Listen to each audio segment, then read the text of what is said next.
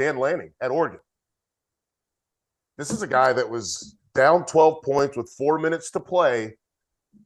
Clint, I'm going to go to you first. What does a win like this do for a team in year one to make you feel like, especially a team that got destroyed by Georgia, but then they get this comfort behind win against Washington State on the road? What does this do for them to help them kind of add to the culture, believe in what the coach is doing, believe in the message, believe in what you're able to do as a football team?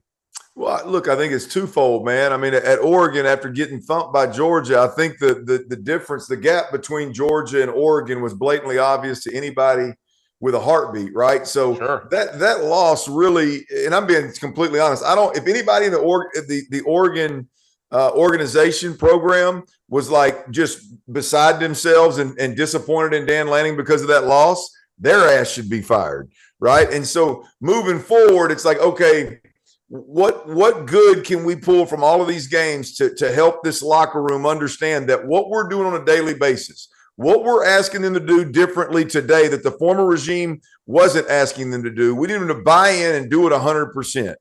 And it's a lot easier to get that buy-in. It's a lot easier to get guys to change. It's a lot easier to get guys to buy into Bo Nix, who's a transfer quarterback that nobody knew 2 months ago. It's a lot easier to do those things when you win ball games like this. Do you have to win them in order to turn a program?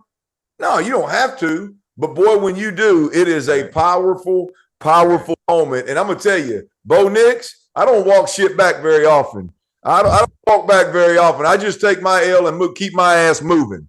But I'm going to tell you, Bo Nix, the last 2 weeks, indeed, Bo Nix, I never called you Bo Pitch because I don't like disrespecting quarterbacks around the country like some of these some bitches around here do. However, these last 2 weeks, Bo, keep doing. He's bowed up, hadn't he? Bo Nix, I am impressed with Bo Nix. And just real quick, Felder, I mean, resilience. You are as good. It's not so much rising up to the moment. We're all really as good as our level of training, our level of work put in. They got down there to Georgia. It didn't matter how much work. That game was decided at. It was decided at birth. That game was decided at birth. So you could just skip on past that. Then they get to BYU. It goes 12 rounds. Yeah. They come out, split decision. They get them. Tonight, 12 rounds. Washington State, they're going to win 8-9 ball games. Watch. Another big win. Resiliency.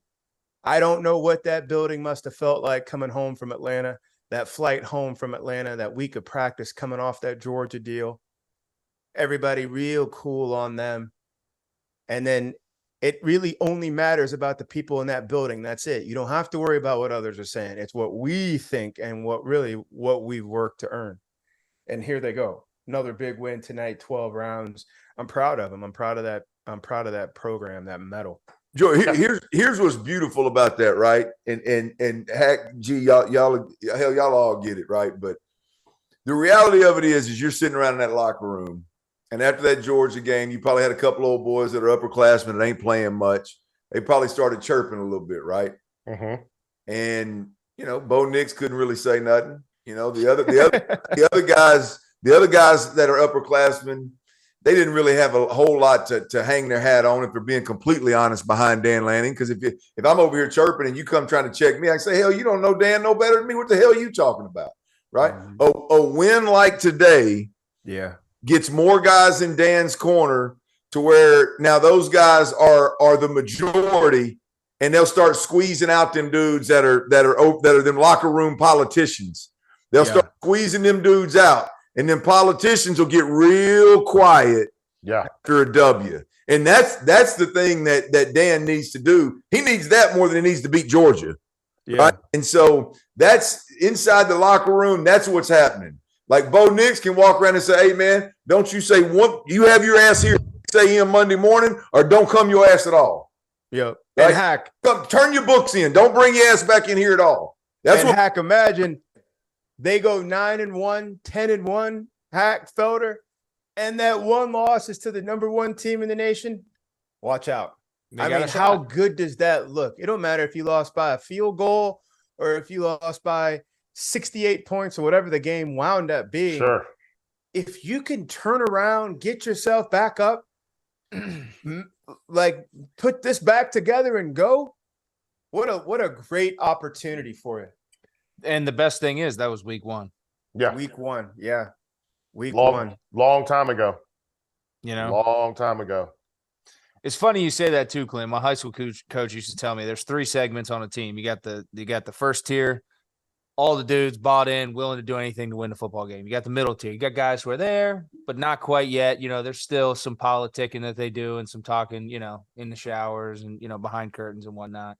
And then you got the bottom tier. It's there for the pizza after the game and the damn jersey on Fridays at school.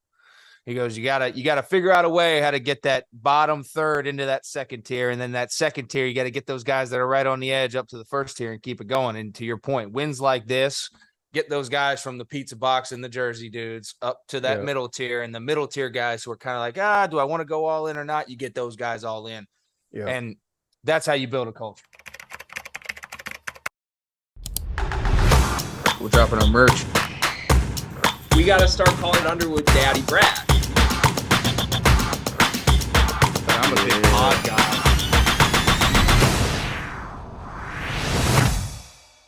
Breaking news. The Field of 68 has an online store, and it's your one-stop shop for the latest and greatest merch in college basketball and college football. You can find shirts to support your favorite team, make fun of your rival team, or boast Field of 68 catchphrases like Daddy Brad, Cussin' and Discussin', and the Star Heels. Go to www.fieldof68.shop today and enter promo code TOUCHDOWN for 20% off at checkout.